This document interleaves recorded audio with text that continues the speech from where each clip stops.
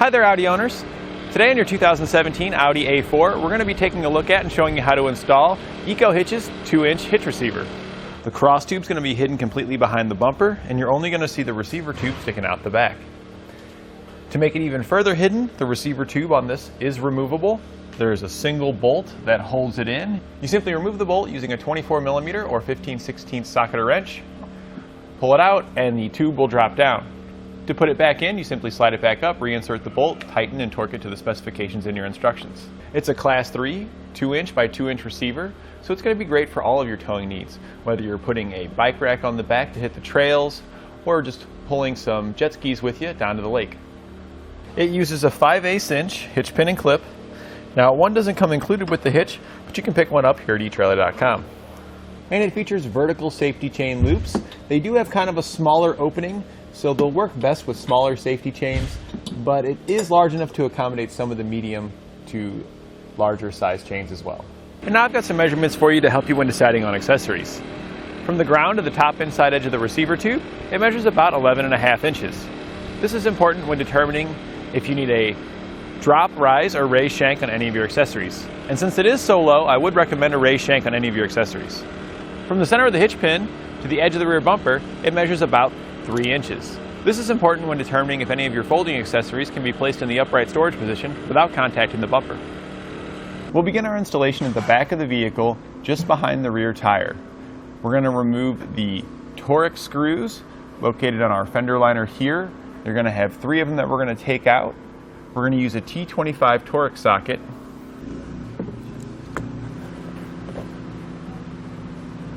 Once you've removed those screws, you'll peel back your fender liner and you'll find another Torx screw that we'll need to remove, located up here going into your rear quarter panel.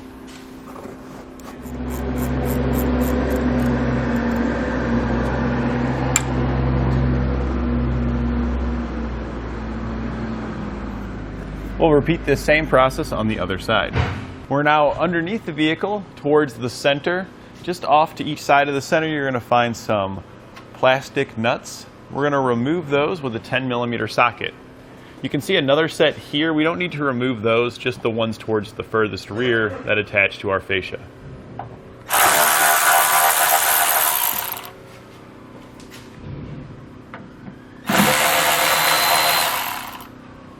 We'll now remove the trim surrounding our spare tire. We're going to use a trim panel tool. You can also use a flat-bladed screwdriver. You'll remove the pins holding it in place by popping out the center and then pulling out the whole pin. We'll have 1 pin on each side and we'll have 2 on the rearmost portion of the trim. We can now remove our trim piece, just kind of walk it around, peeling it off as you go. When you get down on your passenger side here, you'll have an air pump that you're going to need to remove the strap for. Just get that loose, and then we can work our paneling down. Take this off as well. We'll now set that aside. We'll then remove our side panels. There's a small dial that you can rotate, and that will release it and let you pull your panels off. We're going to do that on the other side as well. On your passenger side, you will have a connector you'll need to disconnect. You just press in on the release tab and pull outward to remove it.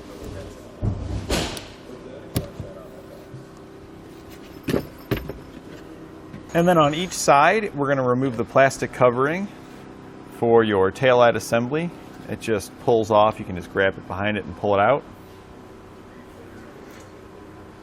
Then now we can access all the bolts we need to for our taillight assembly. There will be 2 here we're going to remove. We'll use the same T25 Torx bit to remove these bolts.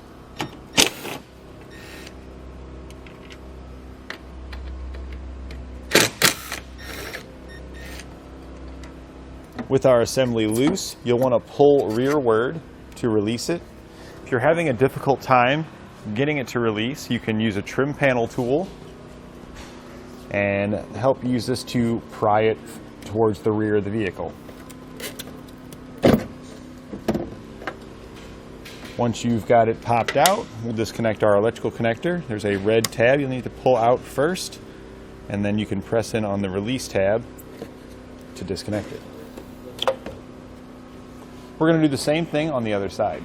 Behind each taillight, you'll find a dowel on the corner we're going to need to remove. Use a flat-bladed screwdriver or a trim panel remover tool to get underneath the dowel and pry it upward.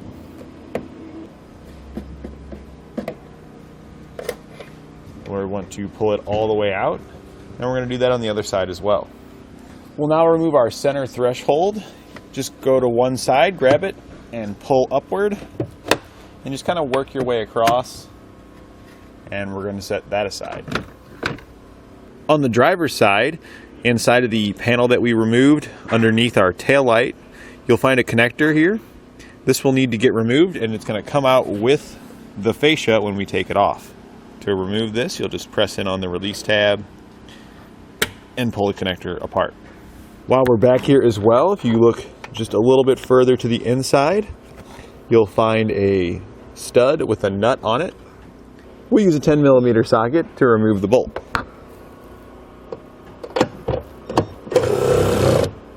You'll find another one just like this on the opposite side. We'll want to remove that as well. And then behind the threshold we just removed in the center, you'll have some cutouts.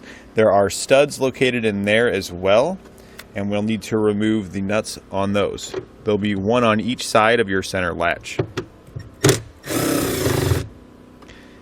It's not a bad idea to have a magnet to help you retrieve the hardware from inside. We'll take our magnet, slide it in there, and grab the nut. We're going to do that with the other stud on the other side of our latch. We can now begin removing our fascia. You'll want to start on one side and peel it back. I recommend you start on the driver's side because there is that electrical connector that we need to make sure it pulls through the grommet. It'll just be a little easier if you get it through on this side and then take the other side off. You'll just peel it back until it starts to release, working your way down towards your taillight area. The tabs here may require a screwdriver to help get those out. Just want to pry those until they get released from the tabs there. Pry this one as well.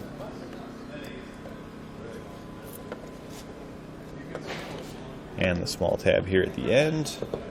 I want to pry that up over.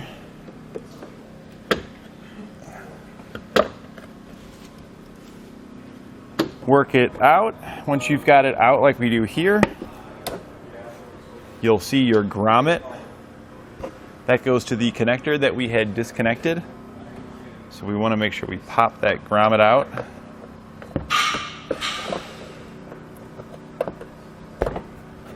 Pull our wiring all the way through. And then after you've got it popped out like this, I kind of like to just set it back up there, nice and loose, and then start on the other side, peeling it back until it comes completely off. Now that we've got it released, we can slowly pull our fascia back, check for any other electrical connectors that may be present, and disconnect those if necessary. Since we don't have any more, we'll now set our fascia aside where it won't get damaged. We'll now remove our bumper beam. We're going to use a 16mm socket to remove 3 bolts on our driver's side and 3 on our passenger side.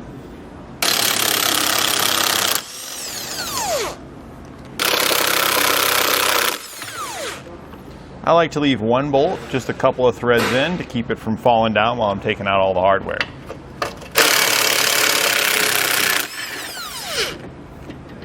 And on your passenger side, you're going to have a stud also that goes through, and you'll have to remove 1 nut on the inside. We'll use a 16mm socket as well to remove this nut. We can now take our bumper beam off and set it aside.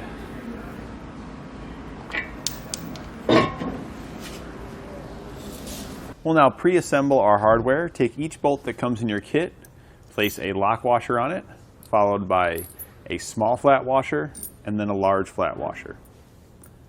We'll have a total of 6 when we're complete. We can now put our hitch into position. Go ahead and lift it up and slide it onto the studs sticking out.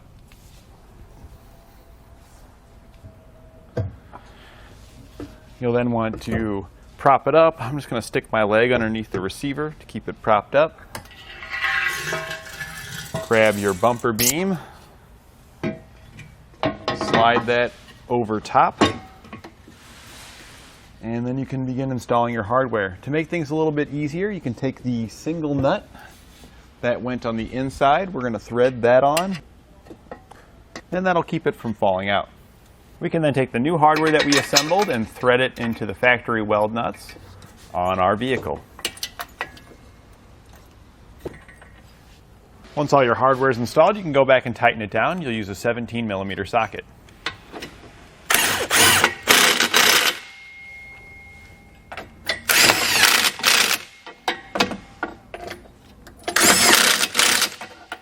And then go back and torque all of your hardware to the specifications found in your instructions.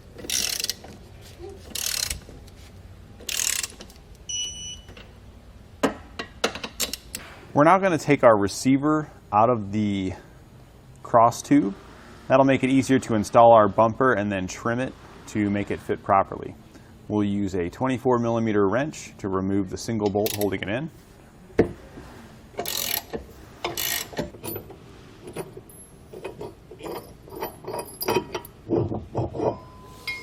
We'll now take our bumper and we're going to trim out for the receiver tube that we just pulled down.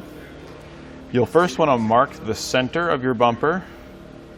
You'll then go 2 inches down, make a mark there, and then we'll make a mark 1 inch to the left of that mark and another one 3 inches to the right of that mark. This is the passenger side, that's the driver's side. Because you're going to need a slightly offset ovular hole to be able to put your receiver up and tighten it down. We'll then take a 4-inch hole saw and we're going to drill out with the center of our hole saw at the 2 points that we marked. You want to check behind your bumper, and if there's any wiring or things you may need to move behind it, you want to go ahead and move those before you start cutting. Once we've penetrated with the center bit, we're going to actually put our drill bit in reverse, because when you're cutting any soft material like plastic, running the blades backwards won't dig in. It'll actually cut better and give you a cleaner cut.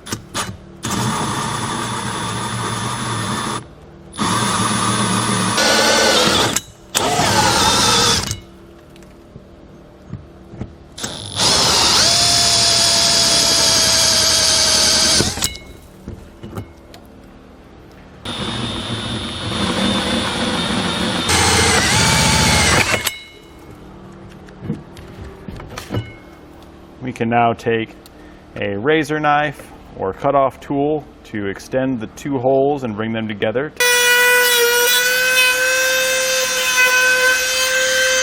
And now we have our oval hole.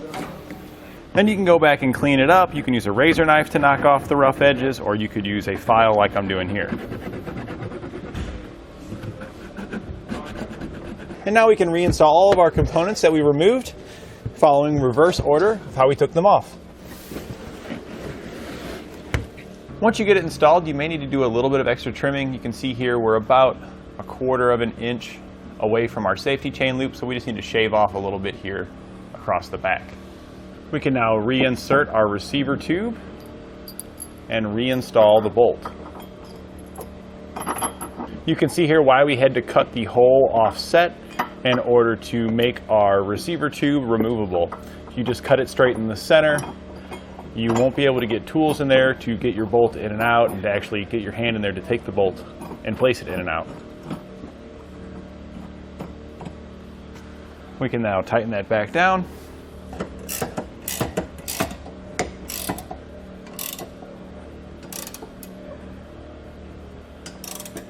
And then torque your bolt to the specification found in your instructions.